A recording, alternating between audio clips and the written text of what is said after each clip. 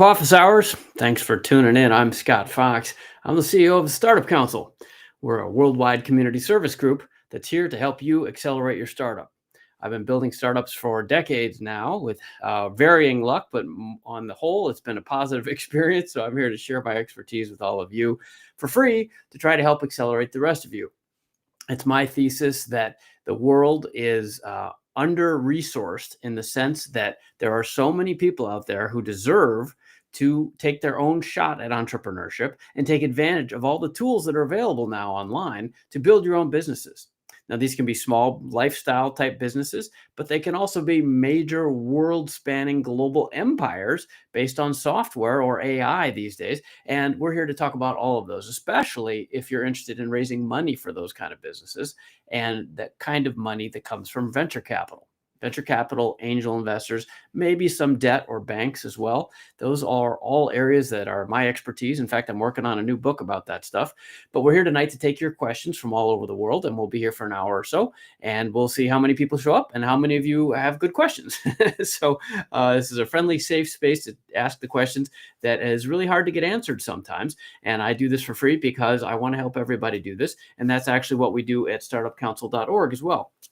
Startupcouncil.org is a community service group that I started 2018 here in Southern California, where I live, and we help support and connect all the resources in our local area. And we offer services like a directory of entrepreneurs, a directory of investors, a map of where everybody lives and works, a jobs board, a calendar of all the events, that kind of stuff. And now we're expanding that globally at startupcouncil.org right here. So if you haven't been over there yet, then go check it out. It's startupcouncil.org. And it's, like I said, it's a community service. We do charge a little bit, but we just do it at cost because I found we used to give it away for free locally. And we just found that people valued it more if they've paid a little bit. And I think it's only $20 right now, right? We're just in a pre-launch phase. So if you haven't been over there yet, go check it out. And if you're a startup, we'd be happy to link you into the community and connect you with resources. A lot of my friends, experts, fellow investors, we're all there and trying to accelerate everybody to make the world a bigger, better, more profitable place that also makes a difference in people's lives. So thanks for those of you who are joining. I'm going to turn on the chat room here in just a second. I'd love to hear where folks are from. We've got a couple people backstage already. It looks like we've got, let's see, Ken is back there.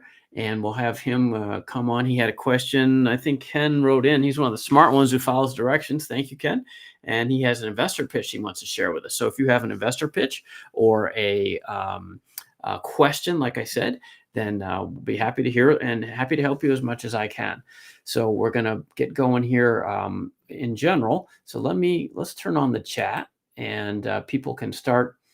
Let's see. How do I get that? There we go. So here comes the chat.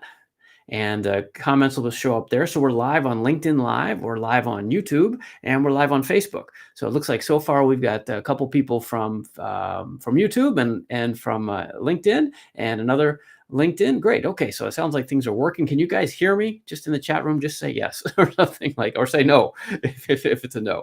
Appreciate your feedback there. Just make sure everything's working correctly. So who am I? So the reason why am I doing this? So I am a longtime serial entrepreneur. I don't know if I said that already, but basically I have started and raised money and lost money for decades now. I was in graduate school, lucky enough to be in graduate school at Stanford in the middle 90s. And hey, the internet hit big, right? And now Palo Alto is kind of the center of the world. Thank you, Joshua and Mendan and Isaiah. Yeah, okay, the yeses are rolling in. Great, awesome. So those of you who are in the chat room, I'm glad to see you here. Go ahead and put in your where you're from. I'd love to hear where you're from. And you can enter your questions as well. And if we have good ones, I'll invite you backstage as well. If you'd like to actually put in your question. And if you want to come on camera, let me know. And I'll post the link and we can figure out how to get everybody. Ken gets to go first because he RSVP'd, followed the instructions. Okay, so yeah, anyway, so I have been building companies for a long time. I've written these books. Maybe some of you here because of my books. The three in the middle are in English. The others are foreign translations. So Vietnamese and Russian and Polish and Turkish and so forth. And I'm working on a new one as well, which is about fundraising. So that should be helpful to all of you. And I hope you'll support that when it comes out next year. But mostly what I do this is I've retired a couple times, and I just find that the early stages are so exciting, and the expertise I have can really help people, right? So that's why we're trying to scale this with startupcouncil.org and with these office hours on YouTube.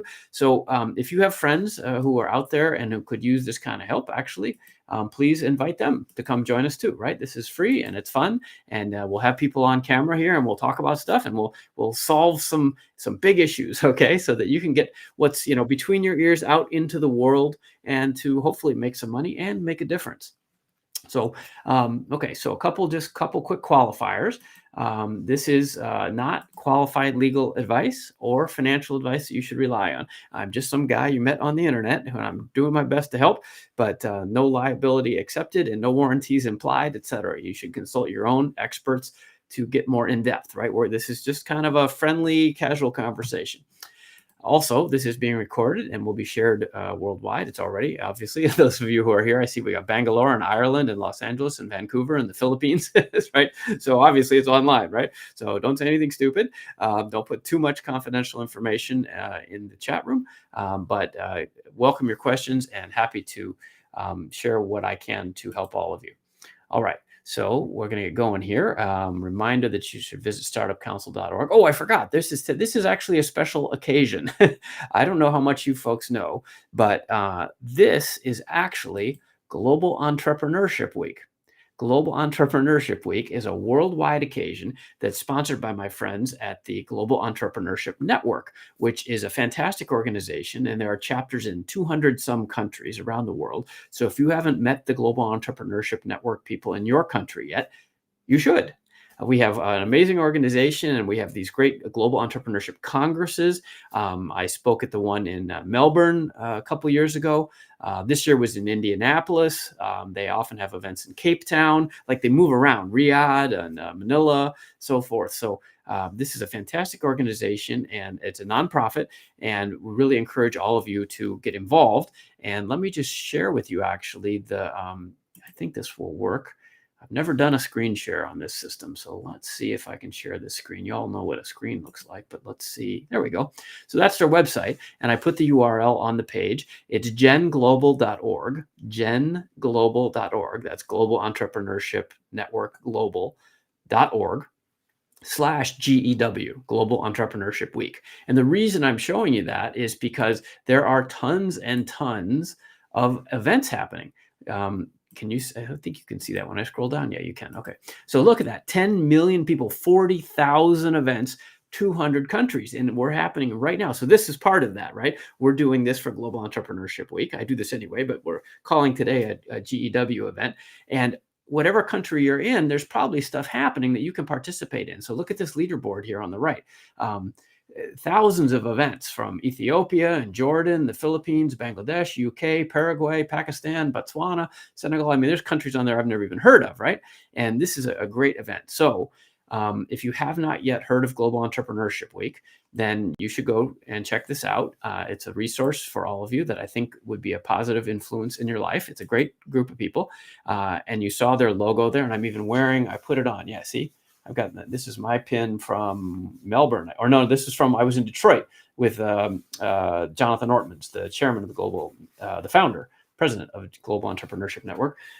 It's just a great bunch of people that just 100% dedicated to helping you all succeed. So, okay, so check that out. Oh, then, sorry, that was the thing. They're actually giving away free tickets to the next Global Entrepreneurship Congress if you go over and join on the website. And it's free. You just got to set up a little profile, and it can help you promote your company, right? So why not do it? And if you do, you'll get free tickets to the next Congress. I don't know when and where that is yet, but it'll be soon, and it'll be in some cool city somewhere. And it'll be like 3 or 4 days of amazing speakers. And like we had Mark Cuban last time, and me, and a whole bunch of other people, Jeff Hoffman. Okay. So enough commercials. You get the idea. All right, so let's get to our content tonight, which is really designed to help all of you accelerate your startups. So we've got a couple people backstage. So we're going to start with our friend Ken, like I said, and Bobby. I don't know, there's someone named Bobby backstage, so you'd have to turn on your camera, Bobby. But if you could also, there's a separate chat room for the folks backstage. Bobby, can you please enter what you want to talk about back there in the chat room so I can figure out where to put you in the flow of the show. Next, I want to give you all the, let's put up the link. I'll just make this easy this time. This should be the link. Yeah, you're not going to be able to type that, though. That's an ugly ass link. What's the best way to do that? I'm not sure quite how to, I think we have actually, we used to have, hang on. I think I made a simple link for that because it's so, hold on. I think it's founderofficehours.com. There we go. Okay, try this, guys. Founderofficehours.com. And I think that will redirect right to the on-camera backstage link. All right, so if you'd like to join us, you can do that. And we'll try to bring your questions on, even if we can't figure out how that works, okay? So let's, let me just review the chat room here, make sure nothing's on fire. And say hello to some folks. So we've got people from all over the world. Thanks for joining. So Mendan and Joshua and Harish from SoftServe Hub. Excellent. He put his LinkedIn profile in there. That was a good idea, Harish. Go ahead, everybody. Put your LinkedIns and meet with each other. I don't have all the answers. I'm just convening this little party. So if you'd like to all meet each other, go ahead and meet each other, right? I mean, that's perfectly acceptable here. And by the way, when we start talking and we have questions and pitches and stuff, please chime in, right? I'm not here to lecture. I'm just here to help. Okay, Mitch, first-time co-founder. Mitch, I think I met you recently, right? At SoCal Startup Day. And then you guys can hear me. Awesome. Kritika's from India. Joshua's from Germany. How do you find angel investors? We can come back to that one for sure. Sedat Orhan from Kurdistan. Awesome. Good. Nice to meet you. Bangalore, Suresh. Isaac from Ireland. Mendan from LA. Vancouver, Riverside, Philippines. All right, I better go a little faster here. Okay, and I put the link back in the chat there for Crazy Startup Guy if you want to. Oh, no, I thought you said you wanted to pitch. Never mind. Okay, and then Kumar is founder of Doorbox. Excellent. Seeking investment. Okay, good. All right, well, good. So we got a good crowd here, and we're going to bring this to life here by bringing on my new friend, Ken. And Ken wanted to talk about, he wanted to practice his pitch. So let's make sure that that is the right Ken. I think there's probably only one Ken showing up here from Brisbane, but let's see now. How do I, hang on, Ken, I see you, but need to rearrange the screen a little bit. Every time I do this, they've rearranged the interface. So let's see. Okay. Oh yeah, please like and subscribe. That would be awesome. So that we get more support so we can do more of this. We're supported by sponsors mostly. So the more you guys share this, the more we can tell the sponsors that people are listening. So like and subscribe and comment, please. And in fact, if you are watching this later in the replay on YouTube or LinkedIn or something, and you have a question, go ahead and put it in the comments and we will try to follow up and answer you there also. All right. Oh, there's Ken. I see. I just saw him. How do I get you next to me? Let's see. Hey. Oh, there we go. Okay. Hey, Ken. Hi, Scott. Hi, how are you, Scott? All right. You've been here before. Yes, right? I did. Yeah. Yes. Okay. Yeah. Nice to see you again. Can I try it again? Yeah. Okay. Awesome. Yeah. So good day. It's morning in Australia, right? It's afternoon, 3 p.m. Oh, 3 p.m. Okay. All right. Cool. That's better. perfect time. Can I share my screen? I don't usually do that because when I just did it now was the first time I've ever done it. We just do verbal pitches here. I'm sorry. Can you just talk through it? I'm always afraid it's going to crash the system and then we'll lose everybody, right? So, can we just do a verbal? And so Ken has done this before, but let me give everybody the vibe here. The vibe is friendly and helpful. So I'll be friendly and you all be helpful. I'll try to be helpful too. But Ken will give us a 2-minute pitch, verbal only, as you just heard. And I will have some feedback, but I really request all of you to offer feedback too, right? He's being brave and pitching this. In fact, this is his second time. He's back for more. So I guess we were nice to him. But if the rest of you have suggestions about how we could improve the pitch, we'd love to hear them, right? And you can put those right in the chat room, and that would be really helpful. And like I said, if anyone else wants to join us backstage, you can do that. I'll put the link. It's founderofficehours.com. That should work, I think. Okay, Ken, so we do this for 2 minutes or so, and you don't have to use all 2 minutes, but if you would like, that's what we're going to try to do, just like last time. So I'm pulling up my phone. I'm going to put on a little timer here, and looks like you want to talk about your global education and mobility AI startup. Very cool. Okay, so I'm ready when you are. Perfect. Thank you, Scott, again for giving me the chance.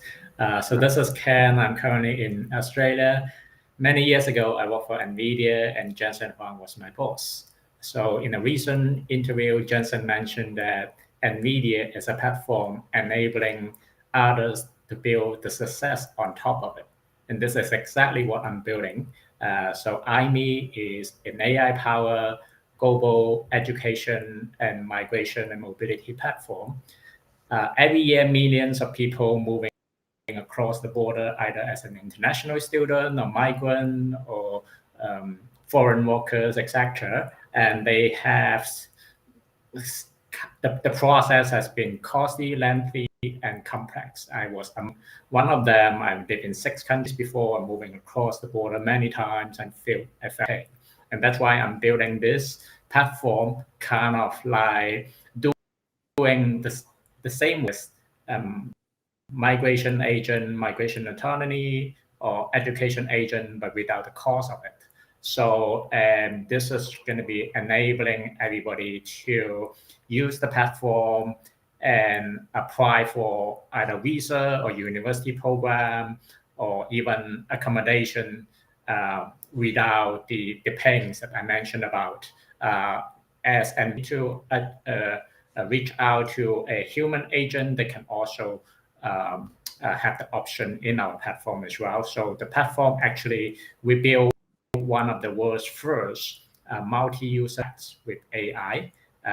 Like people wanted to move to a new country, either study or migrate, chances are they need to bring the family in for the same discussion, and maybe the parents or maybe the child, etc. And our platform enable that for a group chat with the AI as well. And if they want to invite a real human agent, we also enabling them to have the same conversation. So that's been 2 minutes. You want to finish up, or are you done?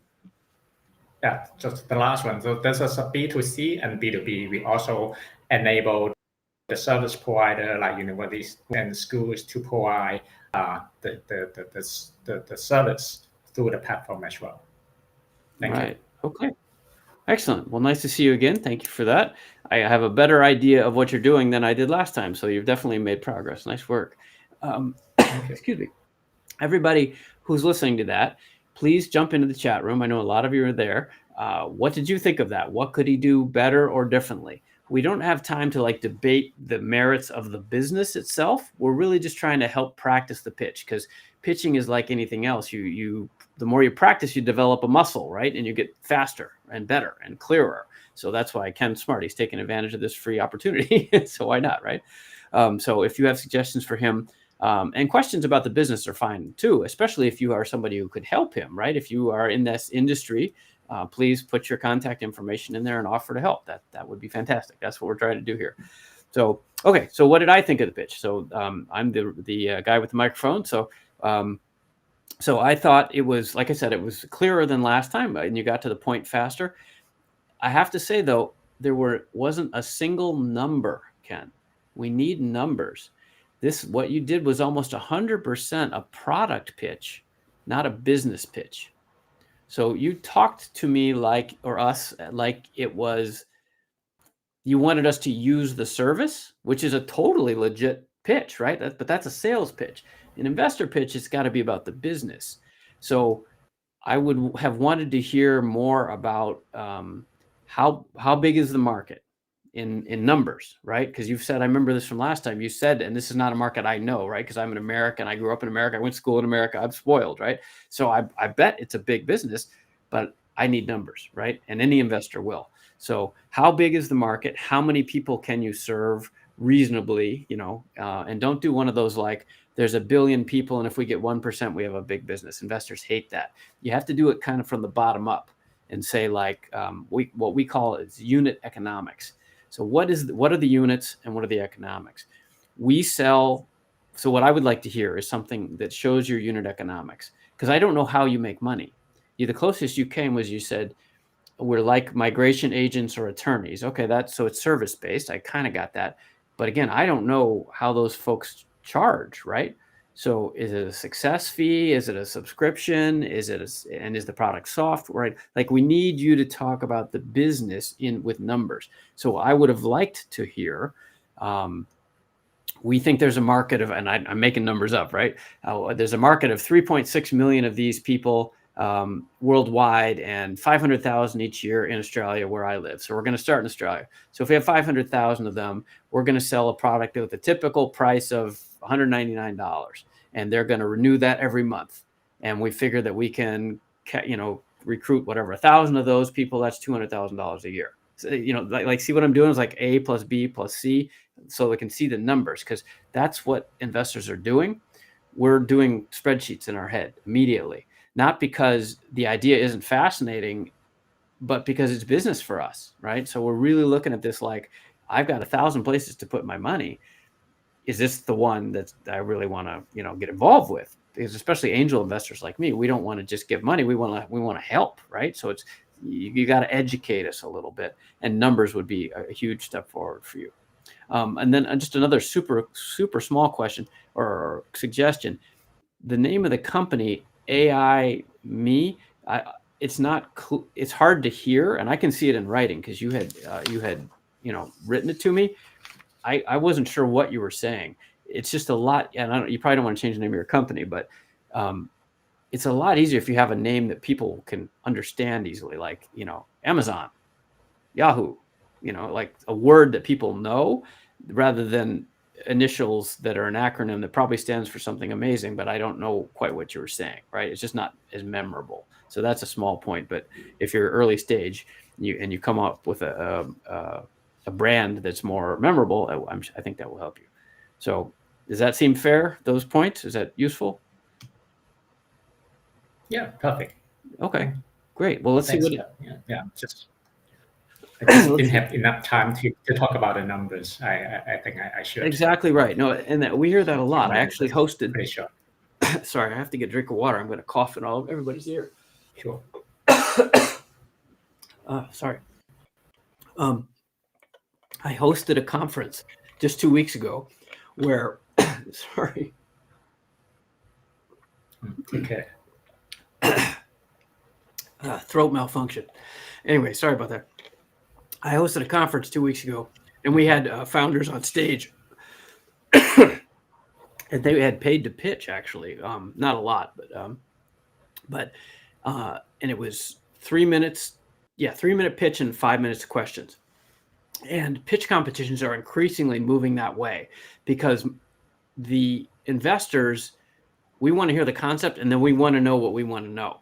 And it used to be like when I started being an angel investor, like 8 or 10 years ago, it used to be like 12-minute pitches and 3 minutes of questions. And like everything else in the world, everything is getting shorter attention spans, and it's more about questions than pitch. So I would suggest, because you said what everybody says, 2 or 3 minutes, it's not enough. It is enough. You have to practice, and you need to put the numbers first. If you're talking to investors, like if you're talking to your friends and family to get them to contribute, you got an hour to talk and they're interested, fine. But if you're going to be in a pitch situation, you got to get the story out and the numbers fast. And then, because otherwise, all we're going to do is use your Q&A time to ask for the numbers, which is what we did multiple times at the conference, right? So that will chew up your Q&A time. So if you give us good numbers, then we'll get into more of the, why are you doing this? Or why do you think this is a good market? And all the things that you really want to talk about. But for us, the numbers are first. All right, so let's see what the chat room thought about all that. And Ken is being very brave here. I'm just picking on him, but we appreciate him participating. Okay, so so Damien says, I'd like to hear about the market size and return on investment. Yep. Surya says, this is a good pitch. I loved how you explained the problem, but it would have been better if you talked about how many customers would love to use it to make it stand out. That sounds fair to me. Agree, Mitch says. The numbers missing. The most compelling part to me was you're relating the product to your personal experience. And I agree with that too. A lot of a good pitch, it's entertainment to a certain extent, right? So a lot of it is about making it relatable and personal, because investors are sizing up the founder as well, right? And Ken's a nice looking guy with a good smile and he's well spoken, so he's easy to like. But then it's got to go to the next level of like, what are the numbers, right? So, all right. Anybody else has suggestions there, or especially if you have ways that you might be able to help Ken, please put it in the chat room, and I think we'll hopefully, Ken, it didn't turn you off. I hope that was helpful to you, and we'll get to see you again. Yeah, that's pretty good. Thanks, Scott. All right. You're welcome. Nice to see you again. All righty. So that was our friend Ken from Brisbane. And I love Brisbane. It's been a while since I've been there, but there's a company. I'm actually an investor in a company based in the Gold Coast, just near Brisbane, Ken. So maybe I'll get out there and do some events or something sometime, meet you in person. Okay, so let's see what else. We got some other people backstage. Who else was backstage? Somebody's named Trevor was coming and going. Looks like Suresh is back there now. Okay. Let's see. Okay, Suresh, I don't know if you wanted, no, sorry, I'm clicking on the wrong thing. This one. There we go. Suresh. All right, Suresh.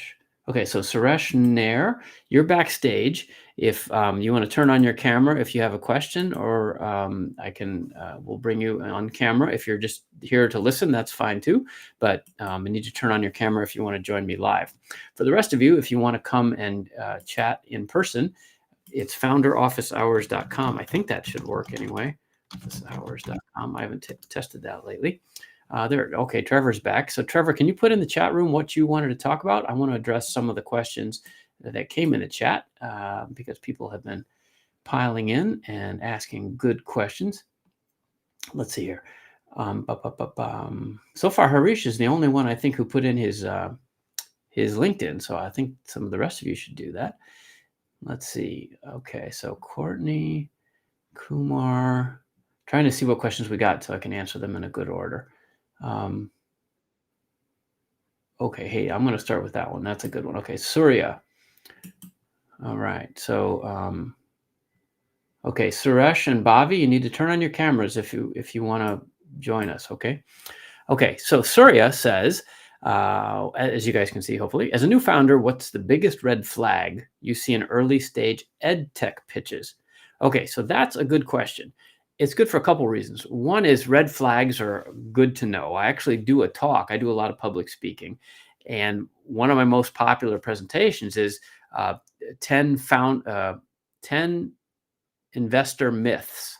Basically, like, what are things that startups think about investors that are wrong, right? So we think differently than normal people, I guess, right? It's a very specific industry. So asking about red flags is another lens on that same issue.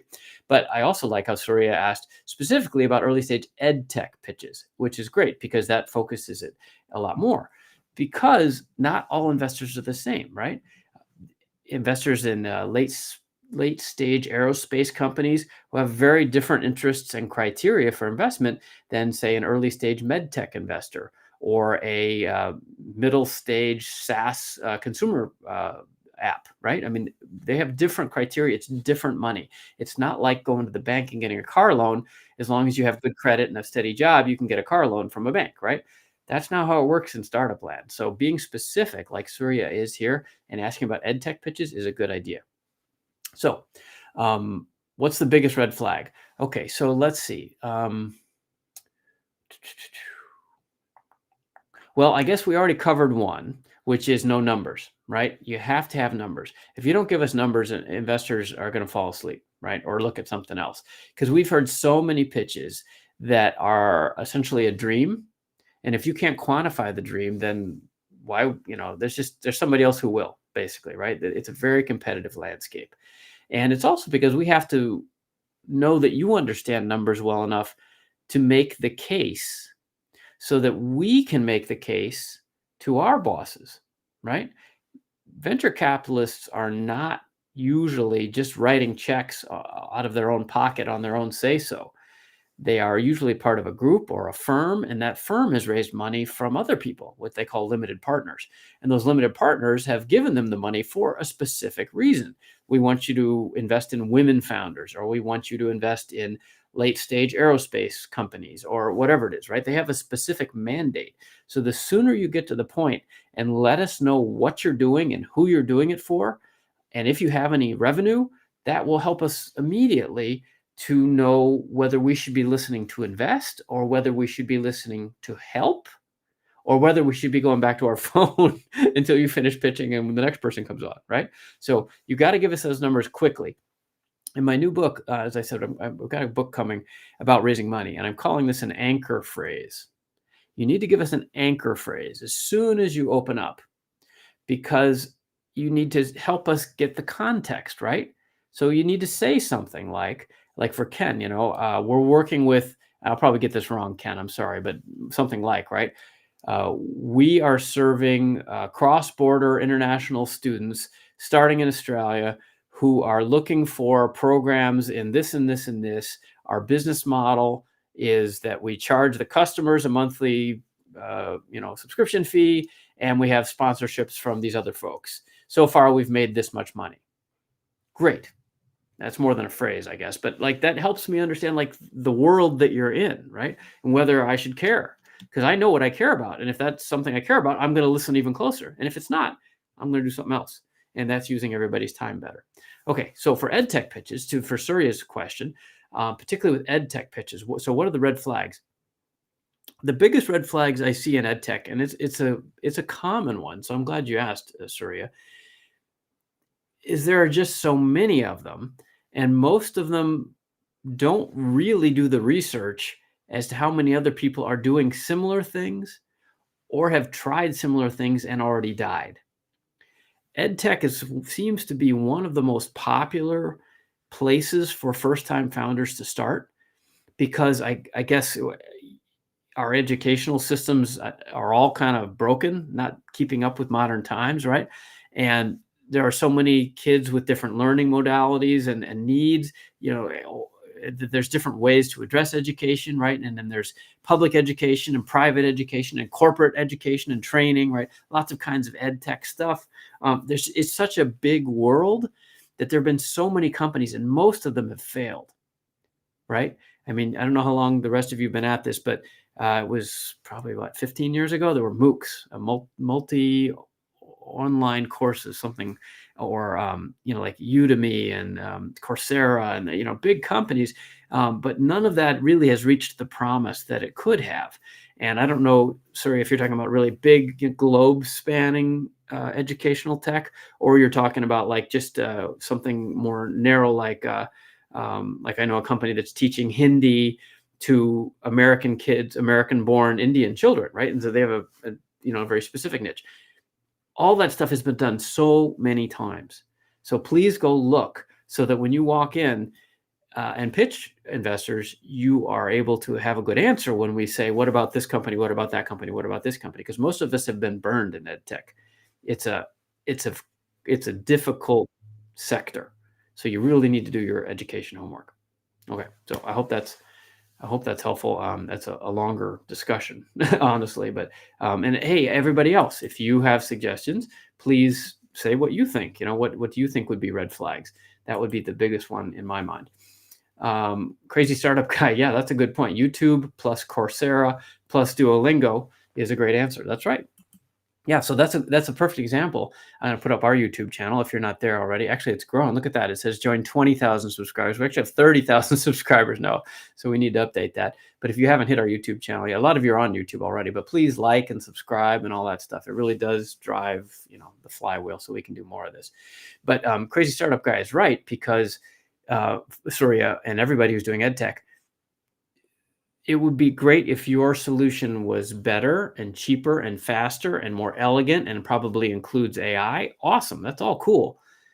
But if you're going to make money from it, you've got to demonstrably show to customers that it's going to be better than the free stuff that they can get, as he suggests, or he suggests, I guess, YouTube plus Coursera plus Duolingo, right? Like, so look at the alternatives, right? The alternatives are not all multi-billion-dollar corporations, right? It's what anybody can do on their own cheaper. So just be careful. All right. Okay, so who else is backstage now? Ken still there, Suresh, Bobby. Okay, Joshua's on camera. Joshua has his camera on, so let's see what Joshua wants to talk about. Or Josh, I'm going to bring you on. And hi there. How are you? Good morning. I think my camera is freezing. It I looks don't know. like it. Yeah, I tried it several times, but Okay, no worries. maybe. No. Yeah. Good morning. Hi, I'm from Germany. Excellent. Yeah, I just want to pitch my idea, and happy to get your feedback. Also, Okay. really critical feedback, because for me it's like a critical feedback is the best thing what you can get There you to go. enlarge your perspective. Exactly right. Awesome. Okay. Well, yeah, your camera's frozen, but that's okay. I can hear you just fine. Hopefully everybody else, can you guys hear Joshua as well? At least you have a good picture from me Yeah, right that's now. a better picture. Yeah. The first one, you looked angry. All right. Let's do that Okay. one. Cool. Perfect. All right. So you had 2 minutes and verbal only, obviously. And folks in the chat room, please listen and give him feedback as he goes. Okay. Go ahead. Okay. Yeah, what I'm building right now, it's like the first livable organizational structure. What we're having right now in company structures, it's like you are really slow. Most of the knowledge what you have outdated. There's only one exception in the aviation. In the aviation, if one mistakes happen, everything is documentation and it's never happened again. And that's the kind of idea what I have, like, okay, how we can getting the knowledge out of the employees with all the mistakes what they're doing, that stuff like this never happened. Especially here in Germany, we're having quite a challenge. The next 10 years, there's over 10 million people what is going in retirement, and especially in German Mittelstand. German Mittelstand have over 2 billion euros what they're generating, and there's like a lot of really valuable knowledge, but no way for documentation. And that is like where I'm starting. It's like giving the people tool what they can just like using to, like how we are talking right now, putting on all the sorts what they're having inside the system structure all the knowledge, and based on this, the system is learning with you, like a kind of a founder. You're talking with them, it's learning, it's saying, okay, this kind of mistakes we have. And if you're starting a new project, you're having all the mistakes on one place, all the stuff what's going good. And based on this, you can starting the new project. Yeah. And on this way, it's like also to enable people to go AI first. Everybody talks about AI first. AI first, it's not about the process, it's about the humans. Process, we're having the problem that process has a lack of knowledge. Yeah. If you don't have the knowledge how to set up a process, how you want to set it up. And yeah, that's basically what I'm doing right now. Okay. Thank you. You're welcome. Awesome. Okay, so everybody in the chat room, we have a nice smiling picture of him, and we could hear him just fine. So if you could hear that and have some suggestions, please go ahead and chime in with updates for him how it could be even better next time, because it was fine. Okay, so so I think it's a good idea. I mean, you're right. Aviation is mission critical stuff, and the documentation, yeah, absolutely. So it sounds like it's a kind of a knowledge base, and then I figured it was AI, but you didn't get that till the end, so you might want to say that sooner, that it's artificial intelligence, and it sounds like it would grow, like kind of learn in real time too, which is very interesting. So I guess pieces I would want to know, you're pretty early, right? So you don't have numbers yet, probably, but you did throw out a couple about those, was it 200 million, 2 billion euros or something? More numbers is good. So I would look at the size of the market and so forth. But what you really could do, even without a whole lot of personalized numbers is to talk about who the customers are, so that investors could get a sense of how you were going to make money. You've established the need for the thing pretty well. So who's going to buy it, I guess, is the question, right? So who's going to buy it? Are they individuals? Are they companies?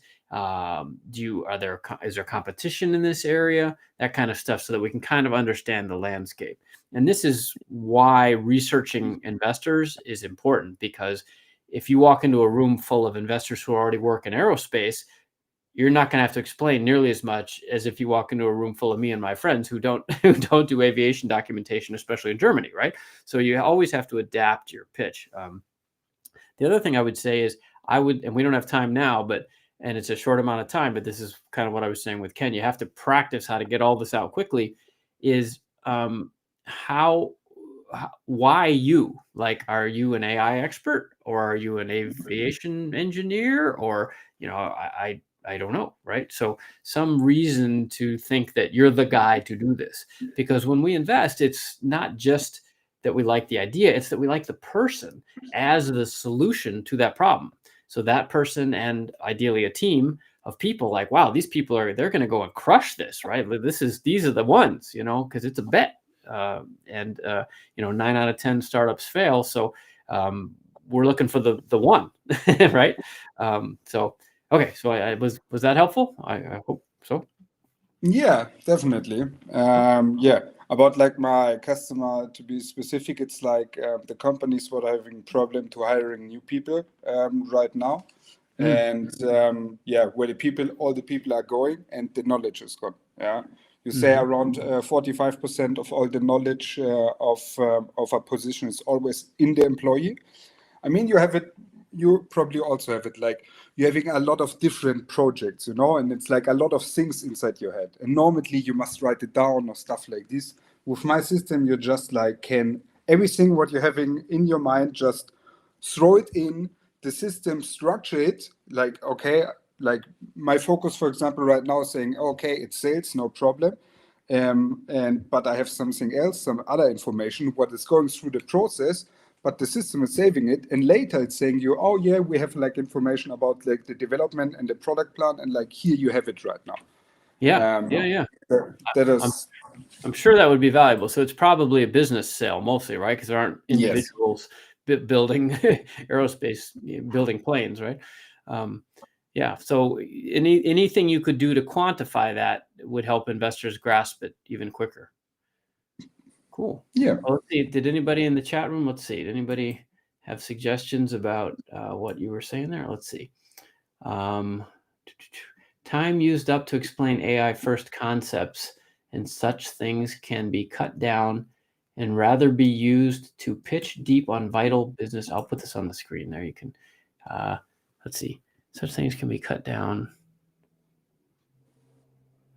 Okay, so I think Suresh is suggesting the AI first concept. People kind of get that, and maybe you could get more to the specifics of your business. Okay, that seems reasonable.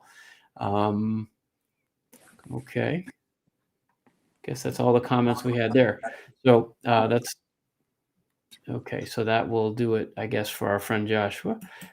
Thank you, Joshua. Hope this, or am I saying your name right? I apologize. Yeah, no, it's perfect. Yeah, Well, thank you for the opportunity. Also, great what you're doing here. Yeah, thank you. I think for a lot of people it's helping you. And then yeah, I also want to give the room to other people, and happy to hear more from you right now. Excellent. All right. Well, nice to meet you. And we'll see who else we can bring on camera here. Suresh or Bhavi, if you want to join us, that would be fine. Or in the meantime, I'll take some more questions from the chat room. And let's see here. Well, that's me. You know that.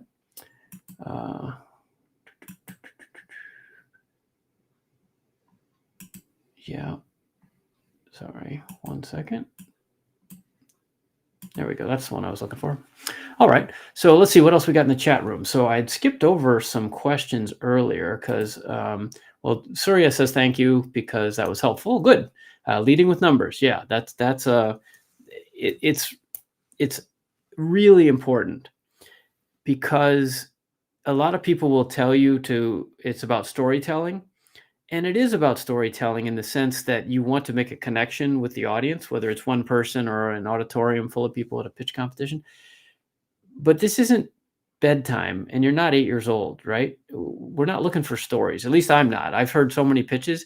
Get to the point. It's a business, right? So it helps if you can wrap the numbers in a story for sure, right? Because it's more memorable and entertaining and engaging, right? And if you can make yourself a sympathetic figure and gather our sympathy for solving the problem that you've decided to dedicate your time to, absolutely. But a great story and no numbers, no thank you. I'll take a bad story or no story with good numbers every time. So anyway, I hope that's clear. That's how investors think, right? We're not looking for entertainment. We're looking for deals. Okay, so I'd save this one. How do you find angel investors? Because this is probably the number one question we get. And this is Courtney, I guess from the Los Angeles area, which is near me. But the tips are kind of the same all over the place. And the idea for finding angel investors is, this is a big part of my new book too. Sorry to tease you, but in the time we have available, I guess I would say, what's the short version? It's relationship driven. So unfortunately, it's not as easy as doing a Google search and, finding 50 people and then emailing them all and, half of them are interested. It just doesn't work like that. So it's really about research. And I've said this a couple times already, but in the new book, I'm doing something what we call Fox reversals, because there's a bunch of things that I think entrepreneurs get backward. And this is a perfect example. Everybody's probably heard of the 80-20 rule, like 20% of the action gets 80% of the returns and something like that, right? I'm simplifying that.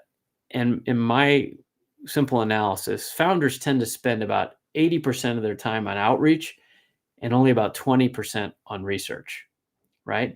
They figure, I've got this cool thing. It is so cool. Everybody's going to be amazed. I just have to get out there and start selling it. And pitching is what I mean. I've just got to reach as many investors as possible. And I know they're not all going to say yes, but a couple will, because this is so amazing. And then they start spraying it around and they get no good response, right? It will take you 100, 200, 300 pitches to raise venture capital money. Now, if you're just trying to raise $50,000 and you have some rich friends and family, this is not what I'm talking about. I'm talking about venture capital, like we do in Silicon Valley, right? Where you are raising hundreds of thousands of dollars, and less than a year or a year and a half later, you're raising millions of dollars. And a couple months or a year after that, you're raising 10 or $20 million, right? And you're growing to be a $1 billion company. That kind of pitching, you have to do a lot of research first. So this is your answer, Courtney. What industry are you talking about? And who's good at that? And here's the key: who's made money in that industry before, right? Angel investors are not all the same.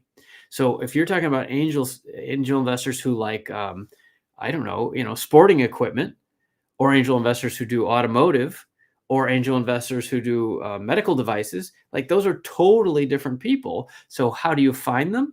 You go to those areas, either online or even better is at events, and you make friends. That's how it's done, right? It's really, these days you can run a bunch of searches online and get more and more detailed. But the fact is, your research is where you can have a competitive edge. So if you can find 100 people like in the next 10 minutes who are angel investors online, right? But you would be much better, your time would be much better invested spending half an hour more and finding only 10 as opposed to 100 investors who are in your industry. And here's the other key: you don't ask for money, you ask for advice, right? If you ask for money, you'll get advice. If you ask for advice, you might develop a relationship that turns into money. So those would be two of my suggestions, okay? Research the hell out of your investors, find people who have made money in that sector before, and then go and ask them for advice. And who they know. That's the other part, right? Not just their advice, but who do you know that might be interested in this or could also help me? And be friendly. You got to be nice, right? We're busy.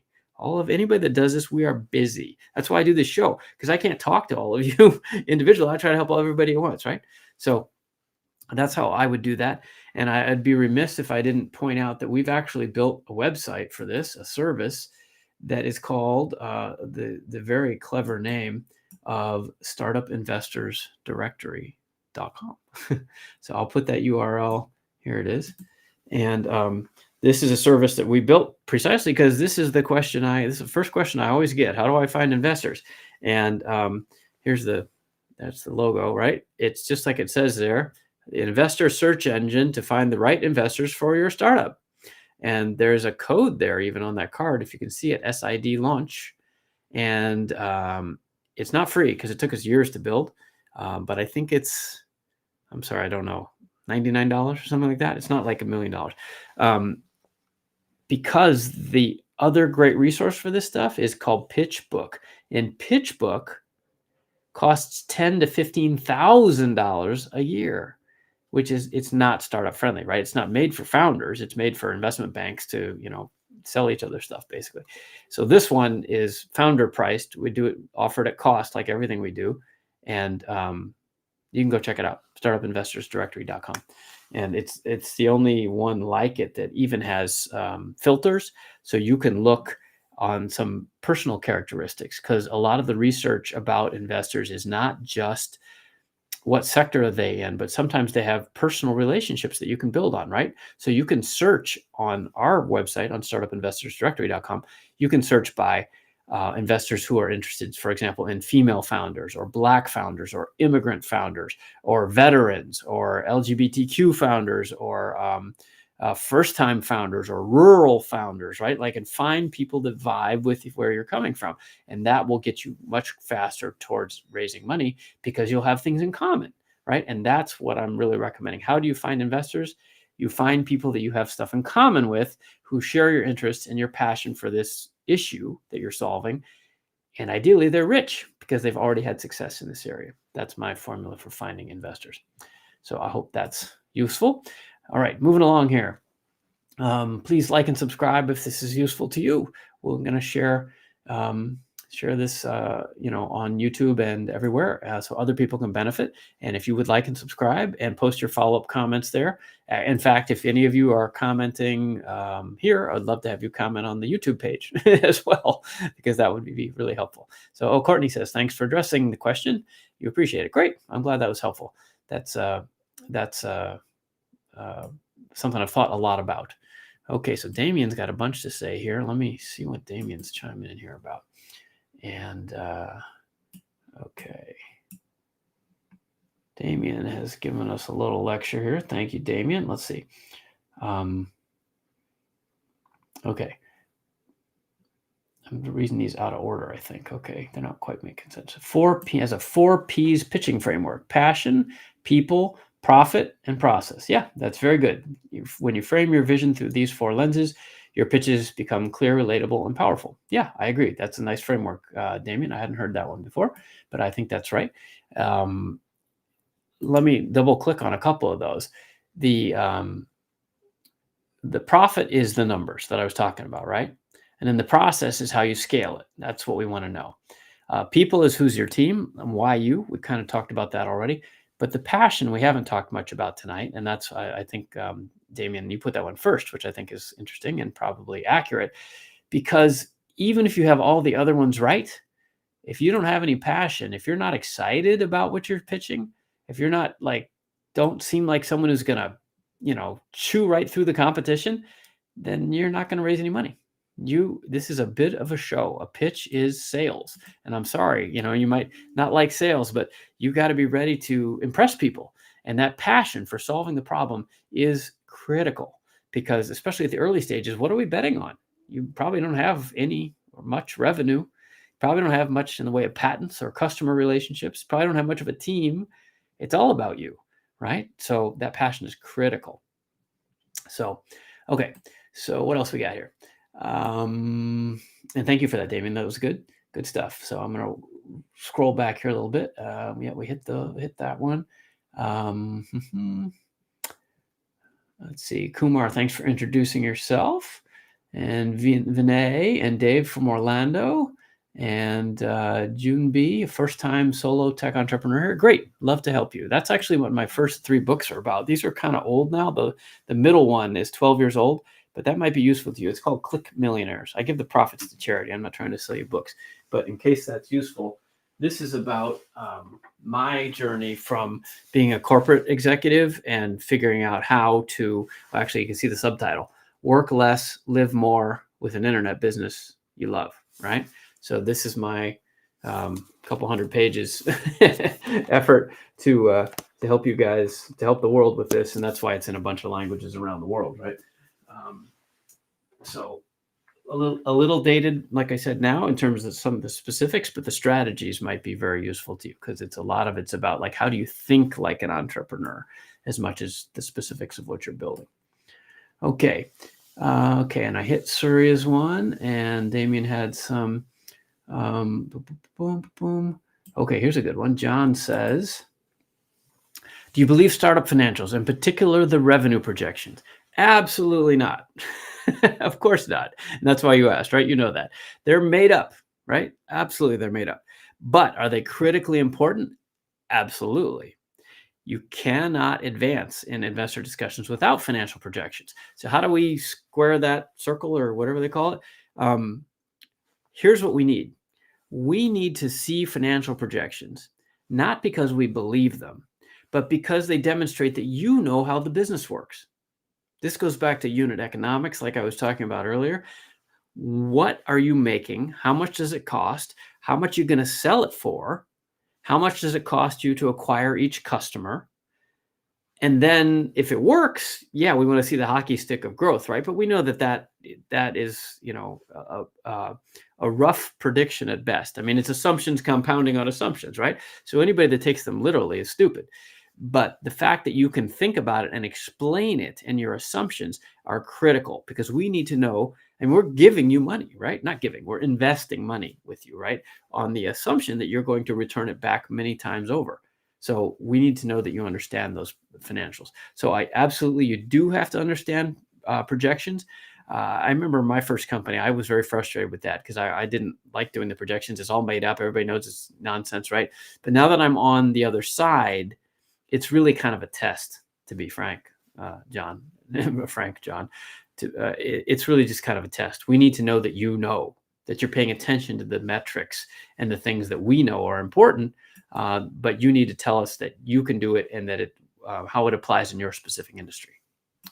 Hopefully that makes sense. Good question. Thanks for that. Okay. So then we did this. Okay.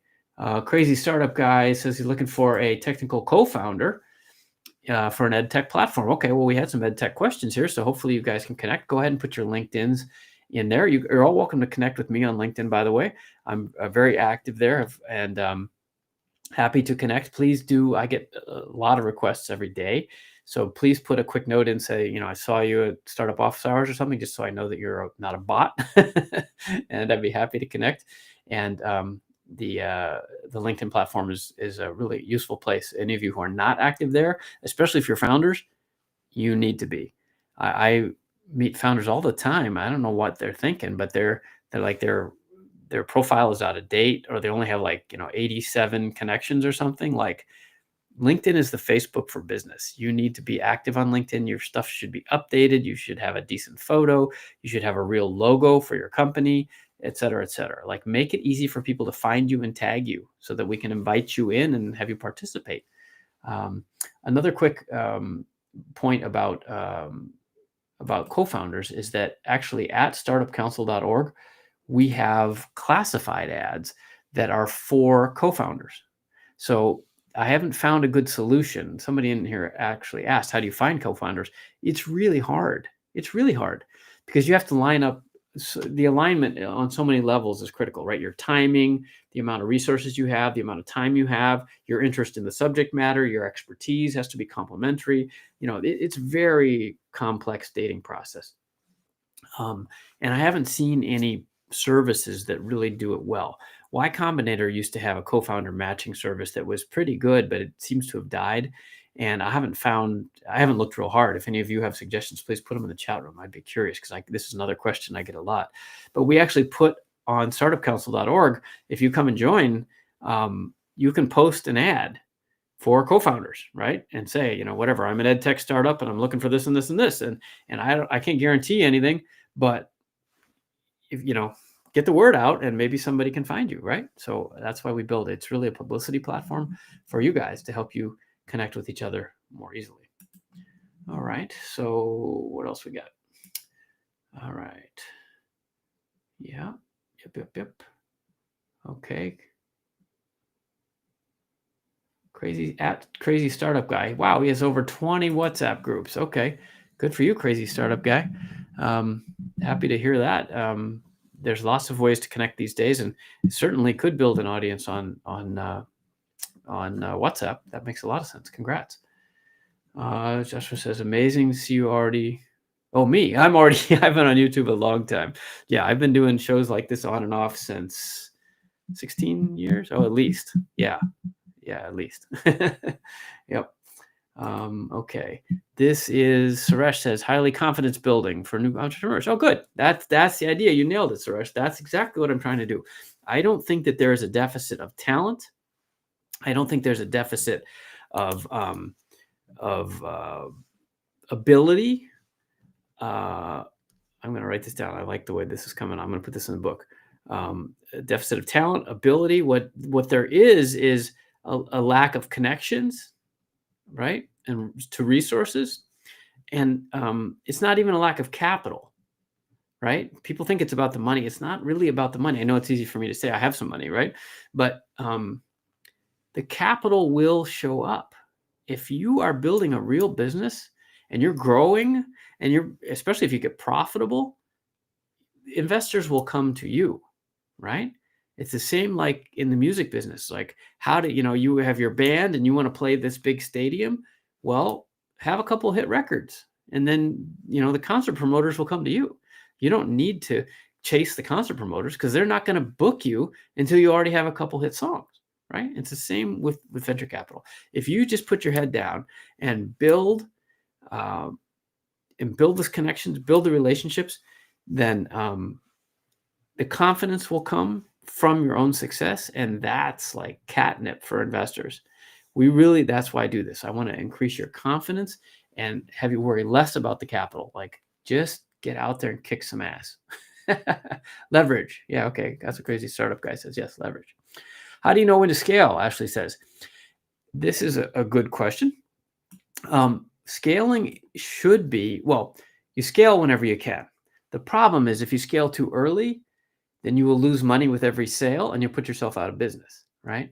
So there's a lot of books, blogs, and YouTube, stuff about product market fit. And the PMF framework essentially boils down to, you want to try things until you find a formula that means you can sell stuff for more than it costs you and people want more of it. And there's a lot of variations, right? You might do loss leaders for a while and try to make it up later. Okay, whatever. But from a simplistic point of view, product market fit and when you want to scale is when adding money will turn the flywheel even faster. You don't want to add a bunch of money, like raise money before you're ready to scale, because then you'll just spend it on overhead and travel and, stuff, right? Hiring more people that you don't need. Like, you want to figure out what your machine is. It's like you're building an airplane, right? You don't put jet fuel into the airplane until the plane is built, right? Once you know you can fly, then call us, right? Call us investors, and we'll give you the jet fuel or the rocket fuel so that your rocket can take off. But if you try to take off using jet fuel and you only have an old wooden biplane, you're going to crash. So there's a bunch of mixed metaphors there, but hopefully that's helpful, right? Look for when you're having repeatable sales, and ideally even when people are coming to you. It doesn't mean that everything has to be perfect. That's not what I'm saying. It can be broken. It can be ugly. It can be incomplete. But the point is validating the interest from an audience who will give you the money to buy what you're producing, right? So that's why, for example, I always get a question, and people are so frustrated because, like, investors, especially smart founders, are like, well, why do I need co-founders? Why do I need a team? I've got this. And it's like, well, we want to know that you can convince someone else, right? You may be, brilliant. You may be Albert Einstein squared, right? But if you can't even convince one other person, then why would we believe you, right? It's about scaling, about execution, not just the idea. So it's a complicated equation. That's why I do these show. Okay. So what practical steps? Okay. Now the questions are coming in fast and furious. Please invite your friends if there's anybody out there that can benefit from this. I can't do this all night. It's after 10 o'clock for me. But I do this at night specifically so we can reach you folks in Australia and India, the Middle East, and here in California, it's not so bad, right? But if this is useful to you, please like and share and invite more people. Okay. Maria says, what practical steps can a founder take in the next 30 days to get on the radar of boutique funds? Okay, that's interesting. Practical steps. Well, you could speak at a conference. If you can find a conference where that industry is gathering, those are high impact, high leverage opportunities for founders. So I don't know what kind of fund it is, right? Or what kind of field, but again, research is your friend here. So, are you in hardware? You're designing new semiconductors, or you're designing a new way to deliver flowers? I don't know, but there are specialty associations and podcasts and online forums and Reddit groups that are active, and they are looking for deals, right? A lot of funds have junior people who all they do is scour the internet looking for signal, right? A signal of somebody who's doing something unique and valuable. LinkedIn, right? They're all over looking for, I'm a early stage flower investor, right? So I'm looking all the time, where are people doing the cool next generation stuff in the flower industry? And that's what I would be looking for, is events where they're hanging out. That's the highest impact because you can meet a lot of them at once. You could also do public relations, like talking on a podcast or posting in a Reddit group or sending out a newsletter or blogs or LinkedIn groups where those people gather. A lot of my theory is about you want to sell wholesale, not retail. By which I mean, if you go after individual one at a time, that's great if you can connect, right? But if you can reach a bunch at once, wholesale, that's better, right? Because you can move faster. And this is all about speed, all about speed. All right, Maria, I hope that was helpful. You can give me a follow-up question if you'd like. Let's see. Sumanta says, I built an MVP for AI-powered product for small and medium businesses. How can I get help to reach out to potential customers and try out our product for free and give us feedback? That's a good question, Samantha. Is anybody else talking here or just me? The rest of you who are listening, please chime in with suggestions and stuff. Oh, look at that. Suresh already did. Good job, Suresh. I work with them, connect and provide details. We may find some synergy. Good job. Thank you. This is what I want to happen, right? I can't answer all the questions. I'm sure you guys have a lot of expertise. Okay, I'll take my stab at it too, but thank you, Suresh. Okay, built an MVP. How can I reach out to potential customers? Well, my last answer, I think, would be a decent one. Find out where those customers are online. And is it a Reddit group or a Facebook group, or is there probably on LinkedIn? Is there a conference that you could go to or an association you could join? And then you need to make a favorable offer, right? What's in it for them, right? I know businesses are busy, right? They're not here to be your test subjects, right? What can they get out of this? If they take time and give you feedback, what are you offering? And I don't know, it could be money, it could be a gift card, or it could be cash, or it could be a t-shirt. I don't know, whatever, what's applicable in your industry. A great way to do this, by the way, is if you host your own podcast. Back when I was writing my second book, this one, eRiches 2.0, that was a marketing book about how to use social media back when social media was new, 2009 or so. And I started a podcast so that I could talk to people. And, you can get a lot of places with very important people by inviting them on your show, as opposed to just calling and saying, hi, can I talk to you? Or hi, can I take you to lunch? But if you say, hi, I have an interview opportunity for you, you can get a lot farther faster. So work backwards, right? What do they want? What can you offer them? Even if it's just, a gift, I don't know. What do you have that you can offer to make it worth their while? And the first few are going to be clunky, right? You, as Paul Graham, the founder of Y Combinator, says, you need to do things that don't scale. So don't think that you need to set up some fancy system where you get 1,000, beta customers for feedback. The first few can be manual, and you can, go to their office, make it easy for them, right? Bring them coffee or whatever, the currency is in your industry, and honestly try to make friends. Because if you can convert 3 or 5 early stage customers beyond feedback to actually be paying customers and then into evangelists or ambassadors for your program and your products and your services, that's really what you're after, because those people will help you sell to investors too. All right. I hope that was helpful. All right. Okay. I think we're going to be wrapping up here, but let's see. There's another couple questions. For startups led by students, how much traction do you expect before you consider investing? Well, that's different in every case, right? And it also depends on how much you want, how much you're looking for. So, if you're looking for, I don't know, $500, that's a different conversation than 50,000 or 500,000, right?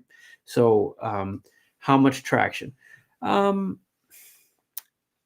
I think that's very circumstantial. I'm not trying to dodge the questions. As you can see, I try to answer questions as candidly as I can, but more is better is, I guess, the only answer I could give you. But let me expand on traction for you a minute. Traction usually means revenue. So if you have profits and revenue and all that, awesome, right? And growth, that's great. Of course, right? But if you have that, you can probably go to a bank and get a loan, and then you don't need to sell your equity. And that's what I would recommend. Venture capital is only for a certain kind of business, right? So if you can get, if you have revenue traction already, it's going to be easier to get attention for sure. And maybe even just debt as opposed to equity.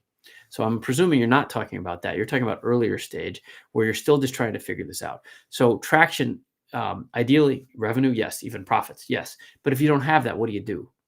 So again, this is a big section of my new book. Like, how do you represent traction even if you're not there yet? This goes back to our earlier discussion. Numbers, any kind of numbers, right? So we have an email list of 500 people, or when we post things on Instagram, we get 1,000 likes or comments. Like anything that shows other people care. That's what I'm after. That's the initial version of traction, right? Samantha, put your LinkedIn in the chat. That's the easiest way to do that. You all can connect with each other that way, or put your email. I don't care, whatever you want. Go ahead. But anything that shows the critical for students or any early stage entrepreneur, I kind of mentioned this earlier. You need to show us that you're not just a dreamer, that you're a doer, A, and then B, that someone else cares. Someone, ideally a customer, not your mom, right? A customer cares, right? So traction can be anything. And ideally you can show a ramp of increasing traction, right? So whatever we had, we had 0 followers on LinkedIn last month. Now we have 100. And in 3 weeks, we have 1,000. And in 3 weeks later, we've got 10,000, right? Or, anything that shows kind of growth from people that aren't you and your family and your friends. That's what you need to show. So can it be sales? Awesome. That's the best. But can it be followers? Can it be clicks on a pay-per-click ad? Sure. Right. Can it be signups to your email list because people are interested in the free ebook you're giving away on this subject, which relates to the problem you're solving? Sure. Can it be, I spoke at a conference and, 25 people came up and scanned our QR code and, XYZ, right? I mean, any of that is traction. The point that I'm making is that for all of you, if you don't have sales traction, find other traction. Do something that shows other people give a damn about what you're building. You need validation. That's the other word for traction. All right. So obviously I can get going on that for a while, but okay. So what else we got here? Traction. Nitin, it looks like you said traction, so I guess you agree with me, but I'm not sure what else you're saying. And what is this? Let's see. Suresh says large AI camp. Okay. Yeah, right. Okay. Yeah, there's lots of resources, especially in AI these days, right? And I should also point out there are resources in other specific ecosystems, like at least here in the States. And I think this is true in India. And the ecosystems I know the best are the US, Europe, India, and Australia. and Malaysia, actually, because I was just in Malaysia recently speaking for the U.S. State Department. But there are clusters of resources around AI everywhere, but there are also clusters of resources around female founders or various underrepresented minority founders, or some geographies. Like I was in Detroit recently, where we're starting a Detroit Startup Council, and they have a lot of focus, for example, on mobility and advanced manufacturing, because that builds on the legacy that Detroit has of the auto industry and the defense industry. So things like that, find your people, right? And things will be so much easier than if you just spam. So, okay, a couple more here. Let's see. What does this says? Damien says, "Oh, biotech, excellent. Okay, thank you, Damien. Yes, happy to see you sometime. And yes, I would love more support and participation from the biotech community.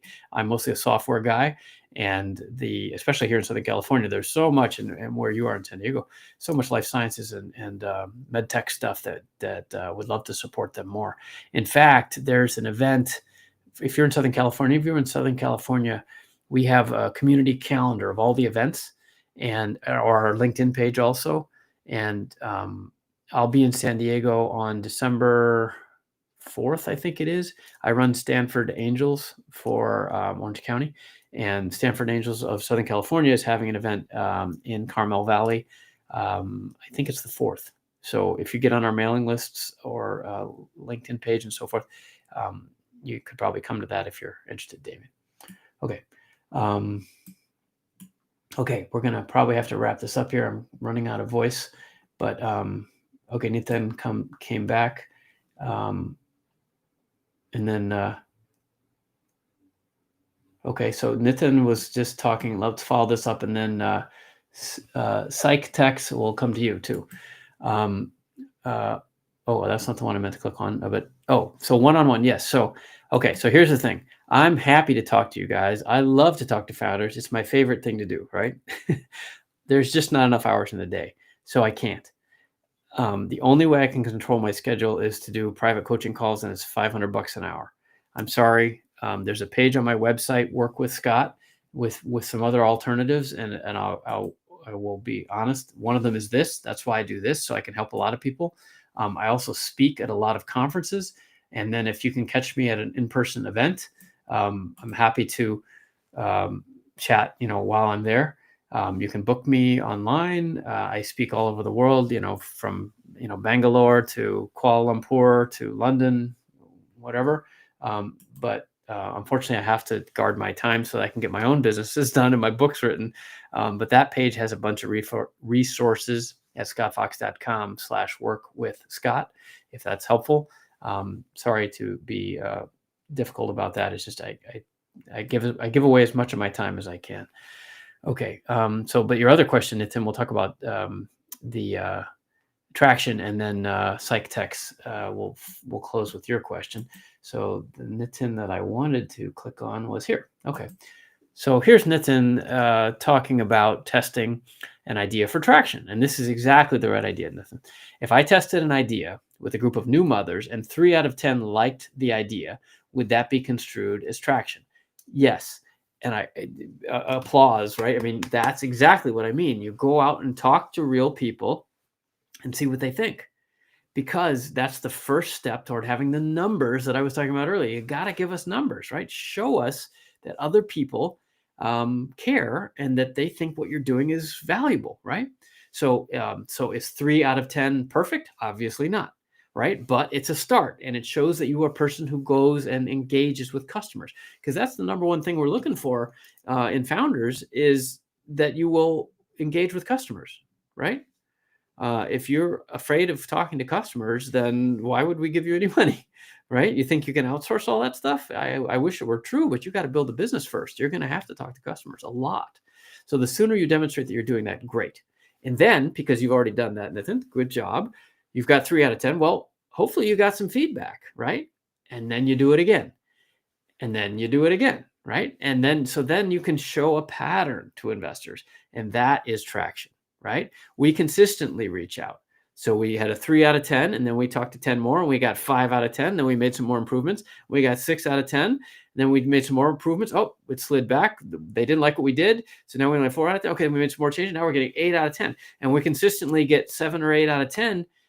That's good, right? That's traction, right?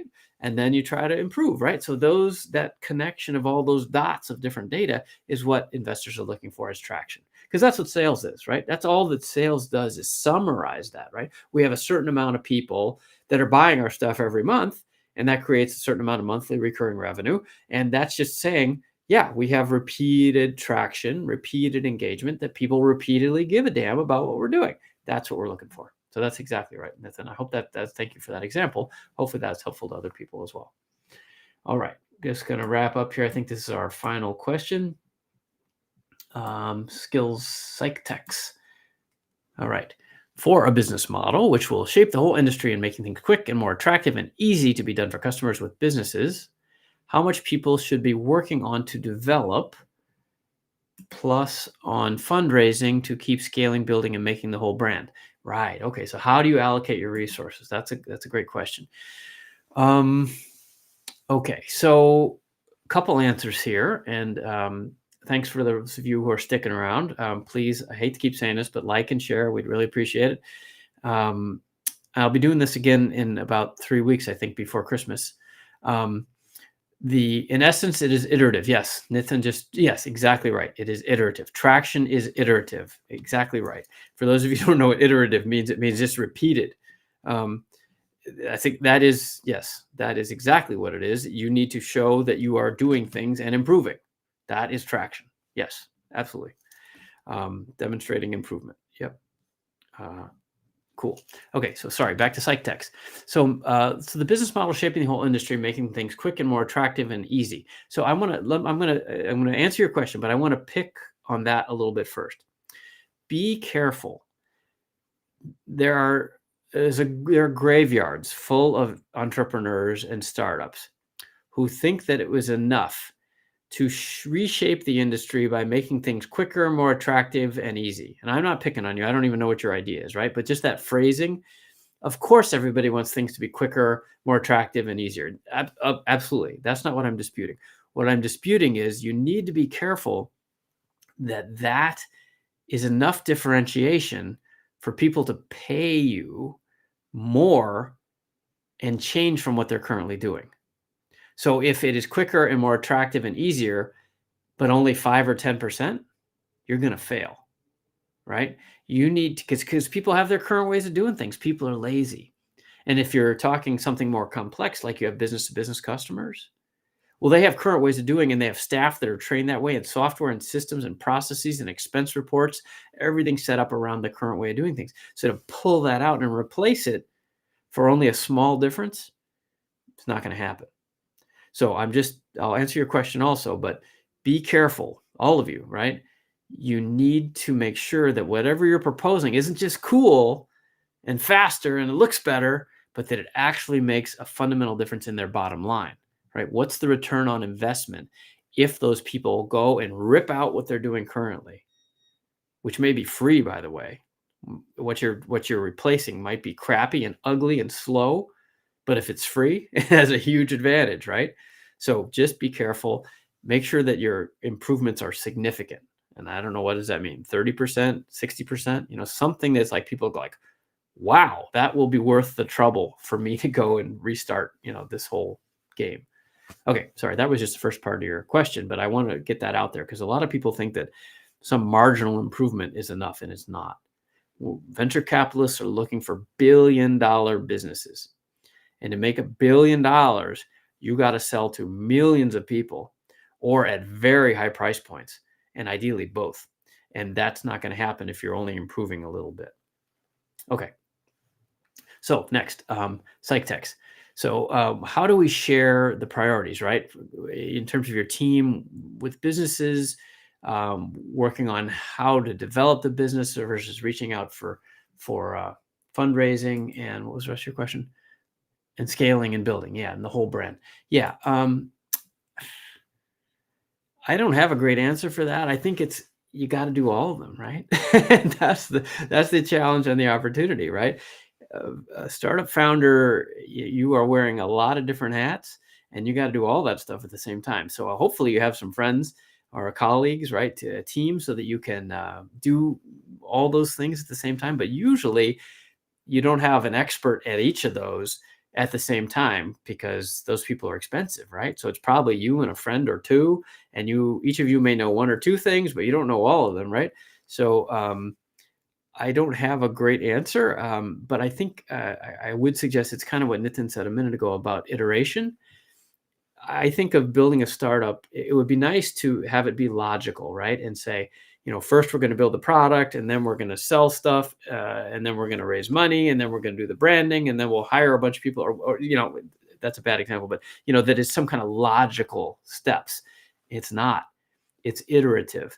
It's, okay, we're going to do a little product development. Then we're going to talk to some customers. Okay, now we better go build some relationships with some investors. Okay, and now we better go back. We better revisit the product because the investors didn't like that. Neither did the customers. Okay, so we got to do some more product development. Now we're going to do branding. Oh, we got to change the name of the company. Okay, so now we're going to rebrand everything. Okay, so we're going to redesign the website. Okay, now we better talk to some more customers. Oops, they don't like that, so we got to do this. Okay, now we're going to talk to those investors again so they don't forget we exist, and we're going to demonstrate whatever traction we've had, right? So it's all these little incremental sticks, but you got to be kind of ADD to do this, and that's a long way of saying I don't have a good answer for you. You got to figure it out, and ideally, that's another reason that investors prefer people to have teams and co-founders, because for one person to keep all that straight is really hard. So I would wish for you that you could have a team so that you can do that. So you get a day off occasionally, and you can switch back and forth a little more easily. All right, so I think we're about done here, and what else? I think that is about it. Oh gosh, there are a couple more here. Hold on. Iterative. What is this one? This is follow-up from PsychTex.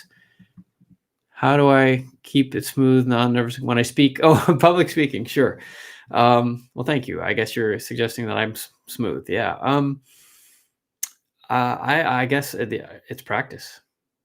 Even in high school, I was doing broadcasting, and I did speech contests, and I talk a lot, as you can probably tell. I was on the radio for years. I had radio shows, and I do a lot of public speaking on stages all over the world.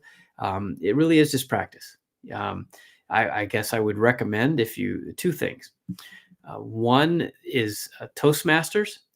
Toastmasters is a worldwide organization, as far as I know. At least they're all across the United States. Toastmasters, and they practice giving toasts and speeches, and they tend to be free groups, and they meet for breakfast, and everybody goes around and talks for a minute, and you just practice, right?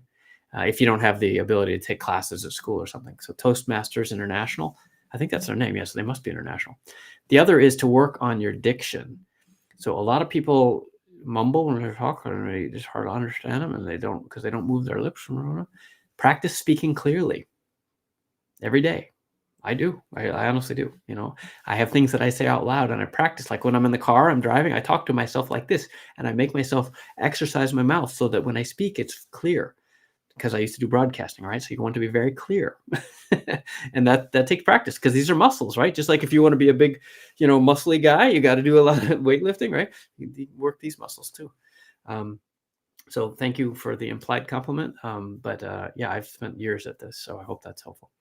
All right, so I think that's about it for tonight. I appreciate you all being here. I hope it was useful. Please like and share and tell your friends. If you haven't yet, go over to the Startup Council. You should go look at it, because we have newsletters. We have 7, or I think there's more than that now, maybe 10 newsletters.